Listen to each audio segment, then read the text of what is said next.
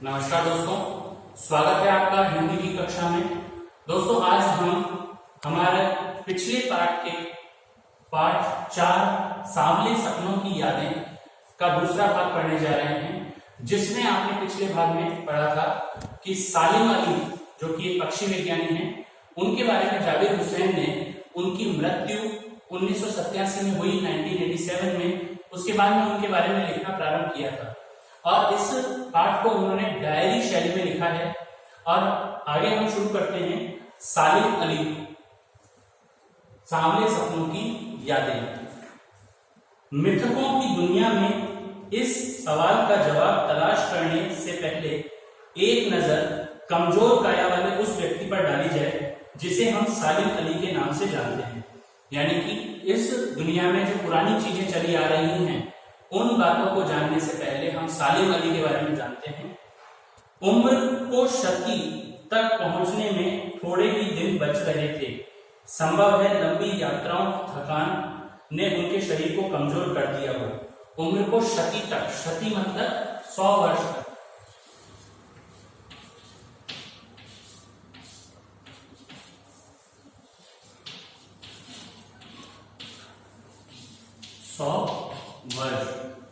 सौ वर्ष का होने में उन्हें कुछ ही दिन बच रहे थे। संभव है लंबी यात्राओं की थकान की वजह से वो कमजोर हो गए। कैंसर जैसी जानलेवा बीमारी उनकी मौत का कारण बनी। तो यदि पूछ लिया जाए कि सालिम अली की मृत्यु किस कारण से हुई थी, तो उसका उत्तर होगा कैंसर जैसी रोग के कारण। लेकिन अंतिम समय तक मौत उनकी आंखों से वह रोशनी छीनने में सफल नहीं हुई जो पक्षियों की तलाश में उनकी हिफाजत के प्रति समर्पित थी। यहाँ पे बताया गया है कि अंतिम समय तक वे पक्षियों की हिफाजत में लगे रहे और उनकी तलाश करते रहे कि कोई नया पक्षी वो ढूंढ सके। सालिम अली की आंखों पर चढ़ी दूरबीन उनकी मौत के बाद ही तो उतरी थी। पक्षियों को ढूंढने के लिए वो अपने दूरबीन का प्रयोग करते थे, जो उनकी मौत के बाद में, मृत्यु के बाद में उनसे अलग हुई। उन जैसा बर्ड वॉचर का मतलब है पक्षियों को देखने वाला, शायद ही कोई हुआ हो।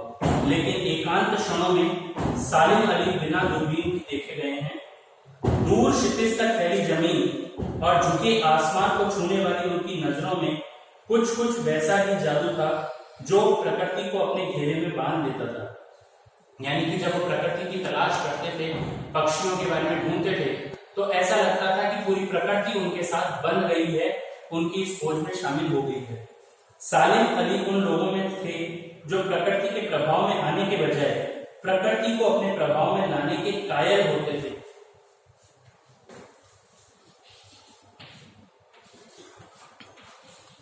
कायल, यहां कायल शब्द का प्रयोग किया गया है, जिसे उन्होंने पक्षियों के खोज के लिए और उनके अपने अनुसार ढालने के लिए। कायल का दूसरा अर्थ भी लिया जाता है मुरीद, किसी से प्रभावित होने के लिए लिया जाता है। प्रभाव में लाने के कायल होते थे, प्रकृति को अपने प्रभाव में लिया जाते हैं। उनके लिए प्रकृति में हर तरफ हंसती खेलती रहस्य भरी दुनिया पसरी थी। यह दुनिया उनकी बड़ी मेहनत से, उन्होंने अपनी बड़ी मेहनत से अपने लिए गढ़ी थी। यानी कि इस दुनिया, जो प्रकृति की दुनिया थी, ये उन्होंने बहुत मेहनत करके अपने चारों तरफ निर्मित की थी। प्रकृति को अपने से जोड़ करके, प्रकृति से खुद को जोड़ करके, और इस दुनिया को उन्होंने बनाया था जो प्रकृति की दुनिया से वो जुड़े थे। इसके गढ़ने में अर्थात बनने में उनकी जीवन साथी तहमीना ने काफी मदद पहुंचाई। उनकी पत्नी का नाम है तहमीना।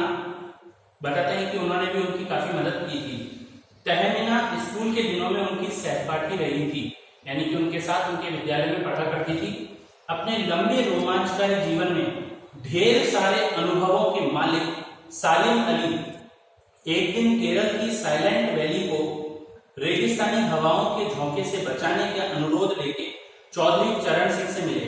केरल में एक स्थान है साइलेंट वैली, जिस पर रेगिस्तानी हवाओं के कारण बहुत बुरा प्रभाव पड़ रहा था और वहां गर्मी अधिक बढ़ती जा रही थी और उन हवाओं के कारण वहां पे धूल भरी आंधियां चलने लगी थी। इन दुष्प्रभावों से बचने के लिए उन्होंने चौधरी चरण सिंह, जो कि उस समय प्रधानमंत्री थे, उनसे संपर्क किया। वे प्रधानमंत्री थे। चौधरी साहब गांव की मिट्टी पर पड़ने वाली पानी की पहली बूंद का असर जानने वाले नेता थे। चौधरी चरण सिंह एक किसान थे पहले, और किसान होते हुए प्रधानमंत्री बने थे, तो इसलिए वो धरती से पानी का क्या संबंध है, उसके महत्व को वो जानते थे। पर्यावरण के संभावित खतरों को का जो चित्र सालिम अली ने उनके सामने रखा, उसने उनकी आंखें नम कर दी। यानी कि किस प्रकार से जो पर्यावरण का नुकसान होता जा रहा है पेड़ों की कटाई से, और उनके कारण केरल जैसे स्थान पे जहाँ पे पेड़ अधिक थे और वहां पर भी धूल भरी आंधियों का चलना प्रारंभ हो गया है, रेगिस्तानी हवाओं का आना प्रारंभ हो गया है। इन दुष्प्रभावों को जब चौधरी चरण सिंह ने सुना तो वे भी, उनकी आंखें भी नम हो गई अर्थात गीली हो गई। आज सालिम अली नहीं है, चौधरी साहब भी नहीं है, कौन बचा है जो अब सौंधी माटी पर उगी फसलों के बीच एक नए भारत की नींव रखने का संकल्प लेगा। अब वो कह रहे हैं कि सालिम अली भी मृत्यु को प्राप्त हो चुके हैं और चौधरी चरण सिंह भी मृत्यु को प्राप्त हो चुके हैं, लेकिन अब कौन है जो सौंधी माटी, सौंधी का मतलब है खुशबू से युक्त,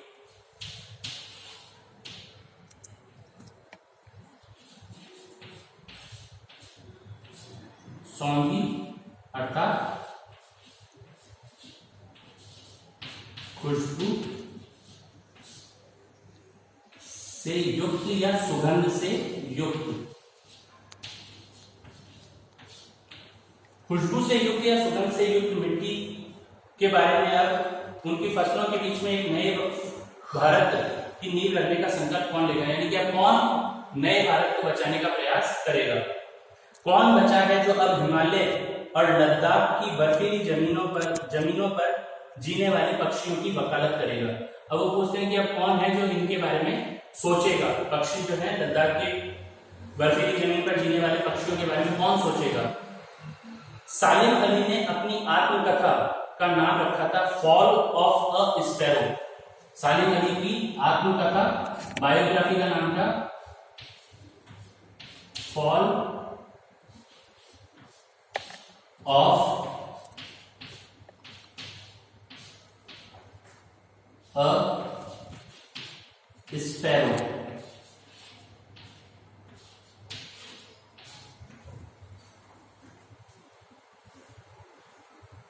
फॉल ऑफ अ स्पैरो।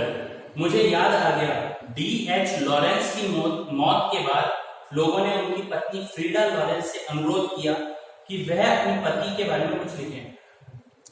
एक दूसरे व्यक्ति थे D.H. लॉरेंस, जो भी पक्षी वैज्ञानिक थे और पक्षियों के बारे में ध्यान रखा करते थे। तो उनकी जब मृत्यु हुई तो उनकी पत्नी फ्रीडा लॉरेंस से कुछ लोगों ने कहा कि भाई आप उनके बारे में कुछ बताइए। फ्रीडा कहती हैं, चाहती तो ढेर सारी बातें लॉरेंस के बारे में लिख सकती थी, यानी कि मैं लॉरेंस के बारे में काफी बातें बता सकती थी, लेकिन उसने कहा कि मेरे लिए लॉरेंस के बारे में कुछ भी लिखना असंभव सा है, यानी कि मैं उनके बारे में कुछ भी लिखूं ये मेरे लिए संभव नहीं है। मुझे महसूस होता है कि मेरी छत पर बैठने वाली गोरैया लॉरेंस के बारे में ढेर सारी बातें जानती है। वो बताती हैं कि मेरे से ज्यादा मेरे छत पर जो चिड़िया बैठती है वो लॉरेंस के बारे में जानती है और मुझसे भी ज्यादा जानती है। वो सचमुच इतना खुला और सादा दिल आदमी था, मुमकिन है लॉरेंस मेरी रगों में, मेरी हड्डियों में समाया हो। लॉरेंस की पत्नी ने ऐसा इसलिए कहा क्योंकि लॉरेंस अपना अधिकतर समय अपने छत पर बैठने वाली पक्षियों के साथ, चिड़ियाओं के साथ बिताते थे, इसलिए उनकी पत्नी ने कहा कि मुझसे ज्यादा मेरे छत पर बैठने वाली गोरैया उनके बारे में ज्यादा जानती होगी। और साथ ही इन्होंने, लेखक ने यह भी बताया कि सालिम अली कहते हैं कि मेरी रगों में भी शायद लॉरेंस और मेरी हड्डियों में समाये हुए हैं, मेरी नसों में, मेरे रक्त में उनका अंश समाया हुआ है, लेकिन मेरे लिए कितना कठिन है उसके बारे में अपने अनुभवों को शब्दों का जामा पहनाना। जामा यानी कपड़े,